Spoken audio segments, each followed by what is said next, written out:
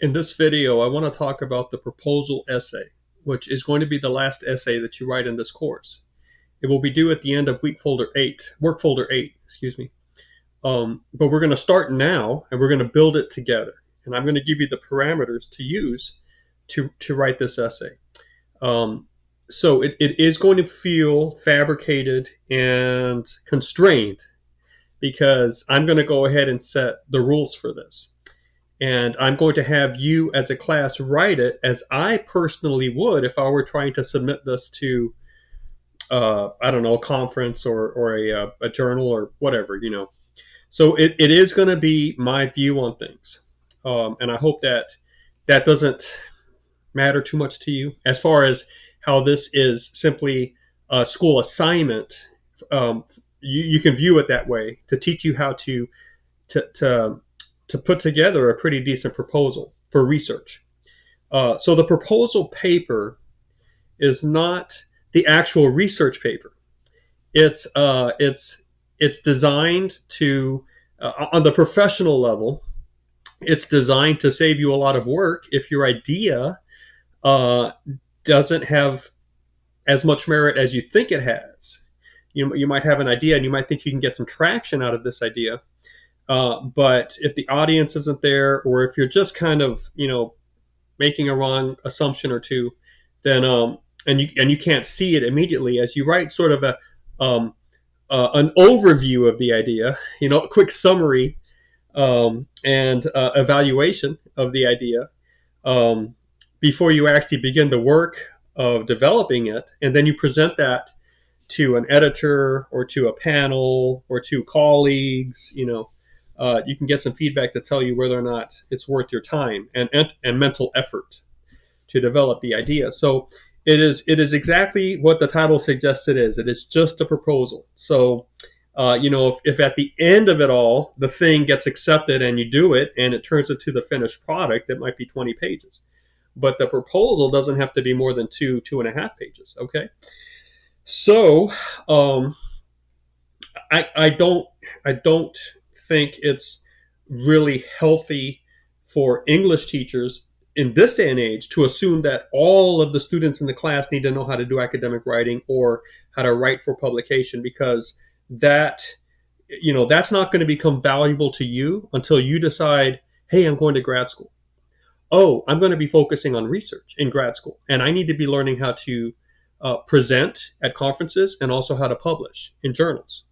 So when that hits you as something that is in your future for your professional decisions and development, it could be in your junior or senior year of college, when that or your first year of grad school, when that realization hits, then the value and the motivation arises in you as well, and you can learn these things rather quickly, especially if you have an academic tutor or mentor that's willing to help you move through that. But until that moment of decision hits, as far as like, hey, this is what I want to do, then a lot of the stuff we do in College Writing 1 and 2 doesn't really seem to be the type of writing you're really going to be involved with in your life. And your life can be extremely rich outside of academia. In fact, I don't want to put one path over another. I mean, as far as you experiencing life and finding the human elements that make you rich and deep as a person, and finding the joy and the drive and the contentment of living in this world, if you can find that, if you can pursue that, you can find that in surprising paths that are outside the conventional collection of laudable activity. In other words, the paths that people clap for and praise. Sometimes those are can quickly get counterintuitively. They can be paths that actually rob you of many good things in life. So I don't want to say that all of you need to be thinking in terms of learning how to write for journals and for and you need to be thinking about how becoming university professors at research universities. No. So I actually think College Writing 1 and 2 ought to be much more diverse in helping you discover how literate you are and how much you enjoy a good text. We need to expand the definition of text to include movies, music, podcasts, websites, design, art. I mean, all sorts of things, right? Anything that's communicating a message in a fixed format, presented to a mass audience in a way that can be copied and replayed. That's a text. So writing, is learning how to develop that. And when you enter that realm, and try to present your text as a consumable in today's market, you need to learn how to create interest, maintain, and reward it. That's why I say that's the real reason. That's the real goal down there, right? With integrity, you can't be making lies up. You can't be doing gimmicks. But how do you do this, right? And to sit and to have you go through college 1 and 2 doing the same old boring stuff many of you did in high school, I think is a radical disservice to you. But anyway, so having said all of that, which at this point I'm thinking, should I just erase this video and start again? I'm going to leave it because I'm being honest with you, okay? And I want you to see where someone is after spending over 30 years in higher education, where someone is now in terms of looking back and viewing what is the value that has come out of it. All right, and someone who has published, and now I'm a editor of a journal you can find in your library's database. EBSCO's, go to EBSCO, look up Humanities International Complete, look up the journal Latch, the journal for the study of the literary artifact in theory, culture, or history, and find all the stuff that's out there. I'm the head editor of that. I've been that way since 2008. So it's not as if I've turned my back on this thing. To me, it's more of a way just to make a living, but my real interests are much deeper and broader than this because I feel like this can be stultifying. There's a lot of things in academia that actually keep independent thinking from happening. So you have to be willing to come into this arena and play with the rules, but not let it, you can't uncritically accept its values. You got to figure this out for yourself, okay? And but, having said all of that, one of the important things you need to learn how to do that the English department likes me to have in the curriculum, I'm sure they would. I hope they don't actually examine what I'm doing, but nonetheless, is the proposal essay. The proposal essay. And I'm okay with presenting this to us as an assignment because if you learn how to do a good proposal, you could do that for funds for your business. You can do that. You can do that for a lot of things. You want to make a short film, and you want to find, you want to present it to some small independent production houses. You can send in your proposal, right? So learning how to do this is a very beneficial in many areas. Now, to get the practice done, to help us kind of feel our way through it, I'm going to sort of take over the assignment here. I'm not going to let you have a choice in it. I'm going to say this is what we're writing on, and I want you to see. I'm going to try to model it. And then I'm going to ask you to do sort of the grunt work in producing the paragraphs that would need to go into the proposal, and then you submit it at the end for a grade. So since we're going to be doing it together, if you just pay attention, do the work, you're going to get a great grade on it. This is your big essay, so you're going to get some points here. Well, anyway, let's get started. I'm going to pick homelessness as a topic of research. Homelessness. Or people on the streets, because sometimes you run across someone that is asking for money, and you don't know if they're homeless or not. See, that's the issue right there. That's one of the issues is how do you really access the homeless, right? If I want to research the homeless and I want to produce something that actually is sort of original, remember, you have this conversation happening about homelessness, and how do you get in there and add to the conversation? How do you really add something of value to the conversation that's already extant, or that just means that already exists, that's out there? So you have to kind of figure out how to make a contribution. And if I'm just going to research homelessness in general to present some basic facts as to where we are right now as a country with homelessness, what am I going to do? Am I going to go online and just type in facts about homelessness? If I do, I'm going to find a lot of articles about this, a lot of information. Some might be a little, they're not all going to be exactly the same number. It's going to depend on their methodology. Like if I just wanted to find out how many homeless people exist in America, I might, how would I get that information? I'm not going to go and, actually get into the field, right? Get out there and count. I don't have a big enough team. I don't have big enough time frame I definitely don't have a big enough scope to present the information. If we're talking about, say, an article to be published, or an essay, a shorter essay like the ones we're writing in our class, this is too big of an issue, too hard to do, right? So if I just go online and try to get answers online, I'm probably going to get different figures, and then I can add the figures, divide, right, by the number of figures. I can get an average, and then I can present it as my research. But you realize that's not my research, right? I'm just I'm just like I'm just using stuff everyone else has already come up with, right? I'm like some program that just adds and gets the average. How is that in any way contributing to the work? How is that helping me become an original author, right? So that's sometimes the trouble with the research projects that are allowed in college writing classrooms, is that they really don't help you think about originality at all. Many times we ask you to pick a topic that you can go research online to see what people are saying about the topic. Usually this topic is, hey, it's a controversial issue, and go see the different sides that are talking about it. And then we say, now pick your side. Or maybe it's a, if you think of it in terms of a spectrum where it's like no way on this issue, and this one is yes all the way on this issue. You can have positions in the middle, but we're asking you to pick your position and then to explain why the position seems good to you. And well, yes, but that's not teaching you how to get new facts. That's not teaching you how to make research that produces new information.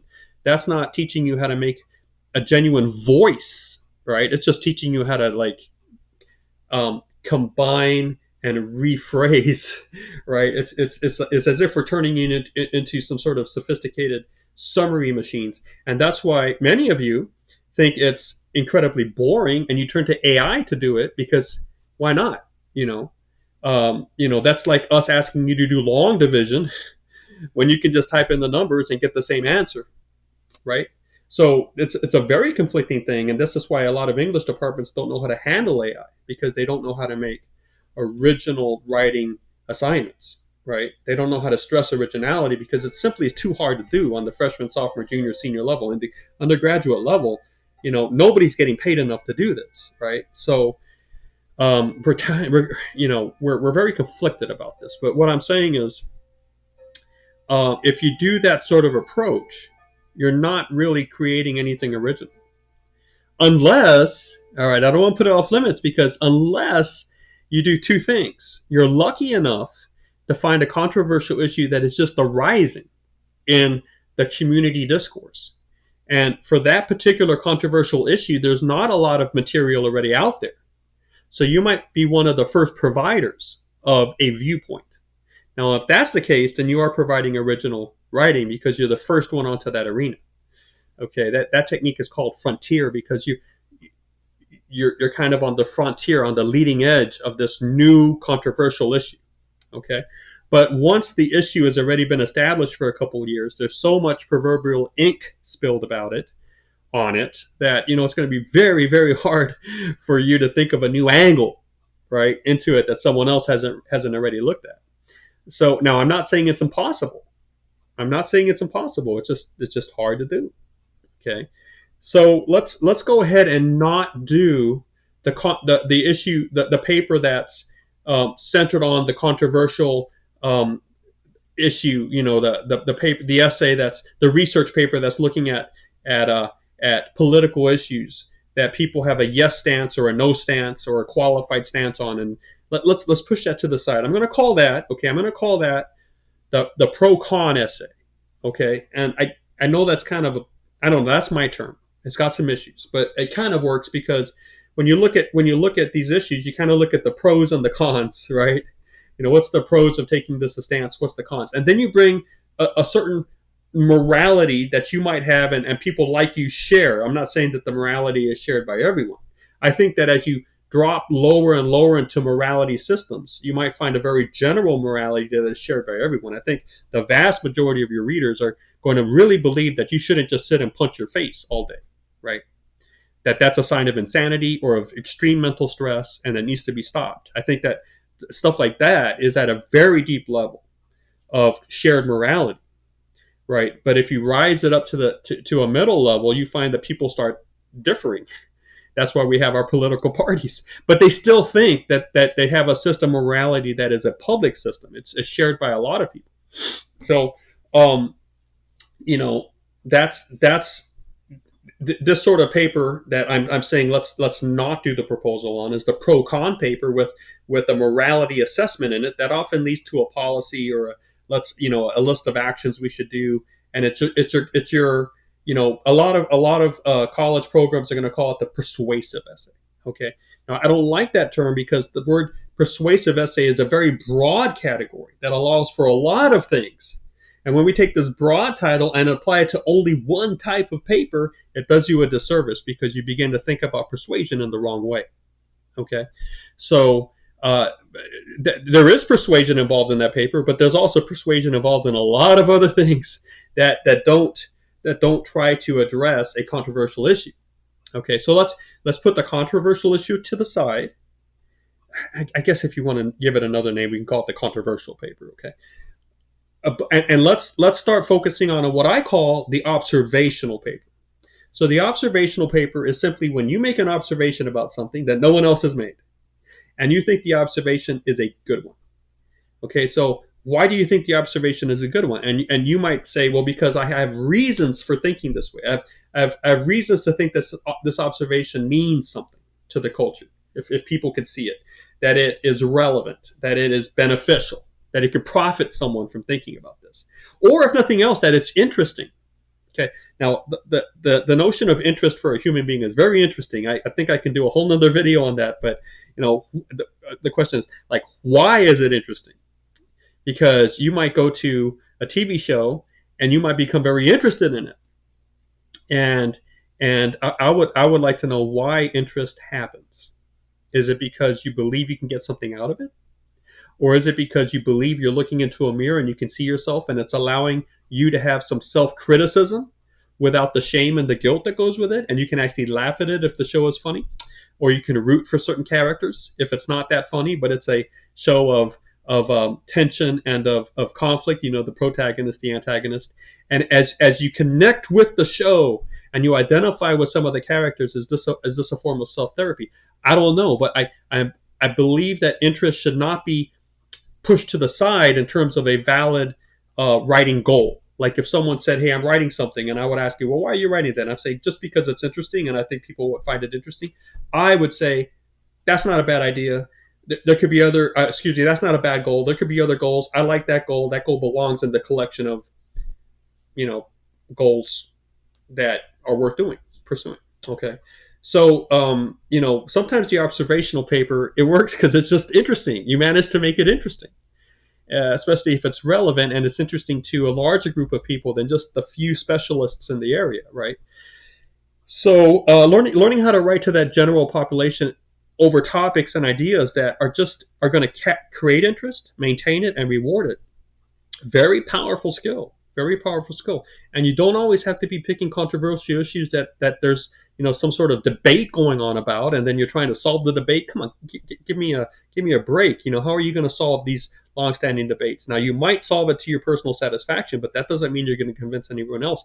In fact, if nothing else, if it's a long-standing debate, that right there is evidence that this stuff doesn't get solved by logic or information. Okay, so let's go ahead and push that to the side, and let's just work with the observational paper. I'm asking us to come up with an observation that we can develop, unpack, and present to an audience. And so the topic I'm picking is homelessness. Now, it's way too broad at that point.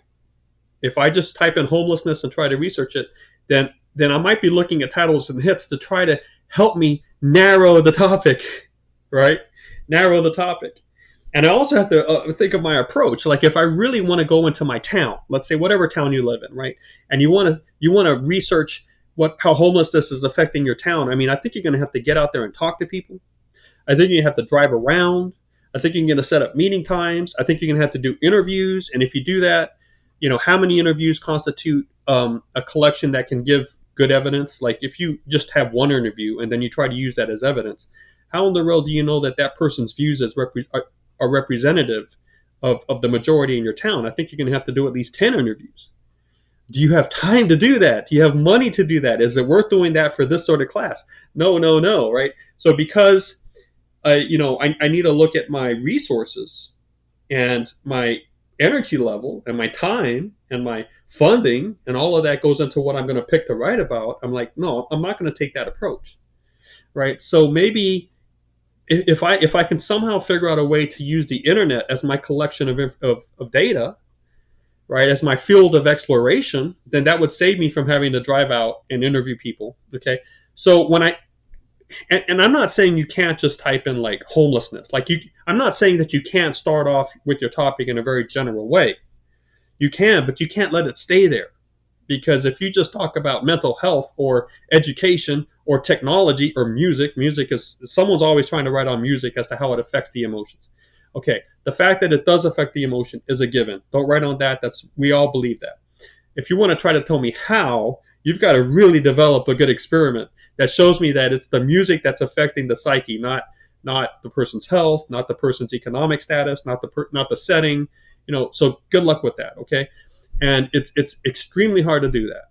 So, but it seems like a good thing to write about because you think there's got to be a lot of stuff out there, and you kind of get the sense that it does. But then it turns out to flip on you and to be a very aggressive and non-cooperative topic because it tends to overwhelm you. And then you just write just general like platitudes that fill up a couple pages and nothing ever gets solved, or you don't really move anybody forward because you left it way too general. Okay. And it was just hard to figure out in the first place.